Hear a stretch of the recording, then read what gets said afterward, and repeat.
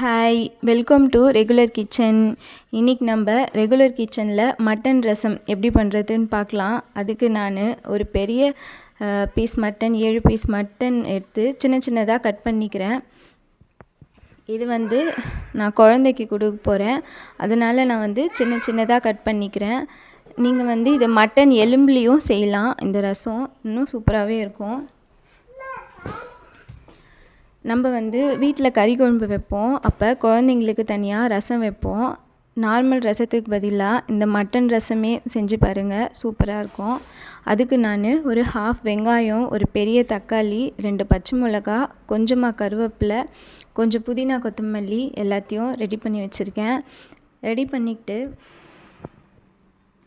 ஒரு 3 பல் பூண்டு, ஒரு சின்ன துண்டு இஞ்சி உரல் கல்லில் இடித்து வச்சுருக்கேன். இடித்து வச்சுக்கிட்டு ஒரு குக்கர் எடுத்துக்கோங்க. குக்கரில் ஒரு 1/2 ஸ்பூன் தனியா, ஒரு ஸ்பூன் ஃபுல்லாக மிளகு, ஒரு 3/4 ஸ்பூன் ஜீரகம் சேர்த்துக்கோங்க. நார்மல் ரசத்துக்கு ஜீரகம் அதிகமாக இருக்கும், மிளகு கம்மியாக இருக்கும். இதுக்கு மட்டன் ரசத்துக்கு மிளகு அதிகமாக எடுத்துக்கோங்க, ஜீரகம் கொஞ்சம் கம்மியாக எடுத்துக்கோங்க. அப்போ ஃப்ளேவர் நல்லாயிருக்கும். நம்ம சூப் மாதிரி கூட குடிக்கலாம். அதை சேர்த்து நல்லா ட்ரை ரோஸ்ட் பண்ணிக்கோங்க. கேர்ஃபுல்லாக பண்ணுங்கள், ஜீரகம் காந்துடும் டக்குன்னு சொல்லிவிட்டு. அதனால் கேர்ஃபுல்லாக மீடியமில் வச்சு ட்ரை ரோஸ்ட் பண்ணுங்கள். அதுக்கப்புறமா கடாயில் அதே குக்கரில் எண்ணெய் ஊற்றி கொஞ்சமாக சோம்பும் கடுகும் தாளிச்சிக்கிட்டேன். கடுகு சோம்பு வெடித்த உடனே நம்ம ரெடி பண்ணி வச்சுருந்த வெங்காயம், தக்காளி, கருவேப்பிலை, புதினா கொத்தமல்லி எல்லாத்தையும் போட்டு வதக்கிக்கோங்க. ரொம்ப வதங்கணும் அப்படின்னு அவசியம் கிடையாது. பாதி வதங்கின உடனே நம்ம இஞ்சி பூண்டு இடித்து வச்சுருக்கோம்ல, அதை சேர்த்துக்கோங்க. அது லைட்டாக வதங்கட்டும்.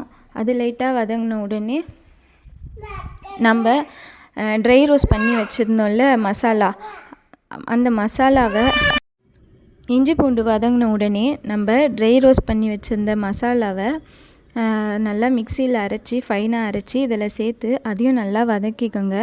அதுவும் கொஞ்சம் லைட்டாக வதங்கின உடனே நம்ம கட் பண்ணி வச்சுருந்த கறியை ஆட் பண்ணி நல்லா வதக்கி விட்டுக்கோங்க. வதக்கி விட்டுட்டு ரசத்துக்கு தேவையான அளவுக்கு தண்ணி ஊற்றிக்கோங்க. நான் அந்த ஜாரில் இருக்க மசாலாலாம் அப்படியே கழுவி ஊற்றிக்கிறேன். அப்புறம் எவ்வளோ ரசத்துக்கு எவ்வளோ தண்ணி வேணுமோ அவ்வளோ தண்ணி சேர்த்து நல்லா கொதிக்க விட்டுடுங்க ரசத்தை.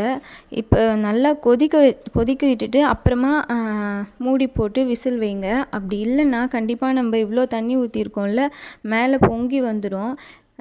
ரசம் நல்லா ஒரு 2-3 நிமிஷம் நல்லா தண்ணி கொதித்த உடனே நீங்கள் விசில் போட்டிங்கன்னா மேலே தண்ணி எதுவும் வராது. பாருங்கள், நல்லா கொதித்த உடனே உப்பு காரம் எல்லாம் செக் பண்ணிவிட்டு ப்ரெஷர் குக் பண்ணிங்கன்னா ஒரு 3 விசில் 4 விசில் வச்சிங்கன்னா சூப்பராக ரசம் ரெடி ஆகிடும். இந்த வீடியோ உங்களுக்கு பிடிச்சிருந்துச்சுன்னா லைக் பண்ணுங்கள். இந்த மாதிரி ஹெல்த்தியான ரெசிபிஸ் ஈஸியான மெத்தடில் வேணும்னா நம்ம சேனலுக்கு சப்ஸ்கிரைப் பண்ணுங்கள்.